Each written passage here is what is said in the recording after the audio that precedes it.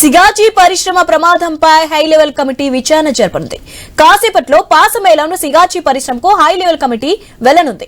CS Ramakrishna Rao ఆధ్వర్యంలో ఈ కమిటీని ఏర్పాటు చేశారు. మరోవైపు శిథిలాల కింద ఇంకా మాంసపు ముద్దలు బయటపడుతున్నాయి.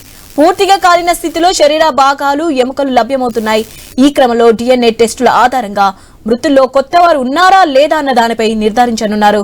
ఫ్యాక్టరీలో దాదాపు శిథిలాల తొలగింపు పూర్తి కావచ్చు.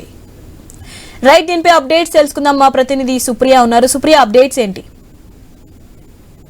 శివాని, సిగాజీ పరిశ్రమలో ఇంకా సహాయక చర్యలు కూడా కొనసాగుతున్నాయి. అయితే ఇప్పటికైతే మృతుల సంఖ్య పెరగడంతో మాత్రం ఇది ఇంకా కొనసాగుతుందని చెప్పాలి.